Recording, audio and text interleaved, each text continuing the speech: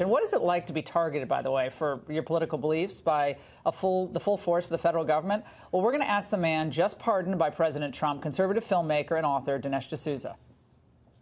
Dinesh D'Souza, thanks for being with us tonight. Boy, this pardon has set off a firestorm of freakouts among people on the left. And today we had an especially big freakout from a former Obama U.S. attorney, Barbara McQuade, who was on MSNBC this morning. Let's watch. It concerns me that not only is he violating the norms of not going through that normal process, but is he painting a narrative that can be convenient for him that sensitizes the public that the government is sometimes, or maybe even often, very unfair to people, which I think has long-term damaging consequences to the criminal justice system. The left has freaked out more over my pardon than maybe any other. I was watching something on CNN, I think it was earlier today or yesterday. These things become a blur. And they were saying how dangerous it is that I got this pardon. And I was thinking about that, and it occurred to me that I think I know what they're getting at. It's dangerous to them. It's dangerous to their ideology. And it's dangerous in a way that other pardons, I mean, think of the Clinton pardon of Mark Rich. You've got a guy here who's an international arms trader and possibly a tax fraud and involved in all kinds of rackets. But he's not dangerous to the ideology at CNN. In fact, he helps to support progressive causes. He gives money to the Clinton Foundation. I, on the other hand, am a non-white immigrant. I came to America with $500 in my pocket. And I've been exposing the whole progressive ideology. So I'm dangerous in that way. They're right about that. John Avallone on CNN today was also, I mean, again, the media, the Democrats, the never-Trumpers, they're all questioning why this occurred. And let's watch. What are you supposed to think about this? Yeah. I think you see this as the power of the presidency means a get-out-of-jail-free card. But this is also someone who's been a self-styled conservative intellectual who's really just been a Twitter troll for a long period of time right now, appealing to all the worst instincts and conspiracy theories. Well, I've never alleged any conspiracy by anyone. What I have done is expose the sordid, racist history of the Democratic Party, a history that actually continues to the present. I've also exposed a lot about Obama. Look, Obama would not have indicted me if I didn't make a film that deeply upset him. I didn't just go against his ideology. I kind of got into his head. And sometimes when I speak on campus, people go, well, gee, Dinesh, what makes you think that Obama even saw your dumb movie or even cares about anything you have to say? Well, the reason I think that is because he was attacking me on his personal website, barackobama.com. So there you go. This is a narcissistic president who believed in the vendetta and recruited goons like Eric Holder and Preet Bharara to then carry his water for him, to go after me. And every little CNN indication of my case shows that subscribe to their liberal ideology, Dinesh. Their point is that people like you and people like me, we're alt-right. Do you notice how that's changed now?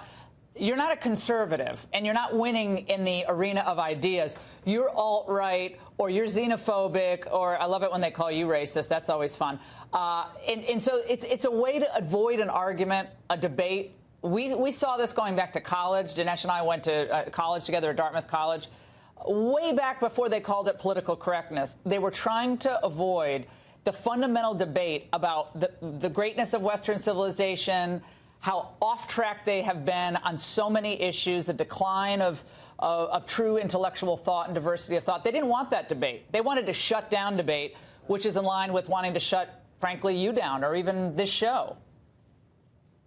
I mean, here's a tiny detail about my case that's so revealing. This Clinton appointee judge who adjudicated my case, the same guy who said, oh, no, there's no political targeting here. As part of my sentence, he sentences me to mandatory psychiatric counseling. Now, let's think about this for a minute. What about my case? Here I've given too much money, my own money, to a candidate, a college friend of mine running for office. I'm not Jeffrey Dahmer. I didn't put bodies in the refrigerator. Why do I need psychiatric counseling counseling. If not, that it's the progressive view that I'm not just wrong, but I'm somehow crazy. That people who disagree with them require not persuasion, but therapy. And so this is a kind of re-education project that was attempted on me, and finally the judge just became super frustrated, and he threw up his hands and basically said, the re-education has failed. This man cannot be psychologically rehabilitated, which I took as a great compliment. Yeah, well, they tried, Dinesh. They should have put you up on the rack. Maybe they should have waterboarded you. That would have actually been an enhanced interrogation that they would have supported on the left. Dinesh, I also want to get your thoughts on some comments made tonight by Steve Bannon, featured tonight on CNN. He seems to be re-entering the public arena. He's been over there in Italy, maybe working on that populist movement over there. But he said this regarding the Mueller investigation. I've been a big proponent of Mueller. I was the guy that said, don't fire Comey. This thing's petering out. I've always said, he's a combat Marine, great individual. That ought to play out as it's going to play out. In fairness, Laura, I just don't know what to make of it. I mean, I will say that actually Mueller was the head of the FBI when my case first surfaced. And the Congressional Oversight Committee had been trying for a while to get my FBI file and couldn't. And then finally they got it redacted. But in it identifies me as a prominent critic of Obama. And I think that's very interesting, because why is that in my file? If this was a case of Lady Justice being blind, they're merely investigating a campaign violation, why highlight my politics? I think it's because the FBI, the Mueller FBI, was signaling to the Justice Department, the Holder Justice Department, here's a guy who's one of your political enemies. Here's a guy you may want to go after. So this is the stuff that the left is doing behind closed doors. This is what makes people like me dangerous to them. This is why I'm not an ordinary conservative, but somebody who ultimately they would like to see locked up. Well, they've seen and they've tried to silence conservatives before. Again, going all the way back to college campuses, they shut down speakers. You've had problem on college campuses. Obviously, Ann Coulter, we're going to talk to her in a short while. She's had problems even being able to speak, physically being allowed to speak and participate. And now that's being, in the Obama era, Dinesh, that was actually used as a tactic, intimidation.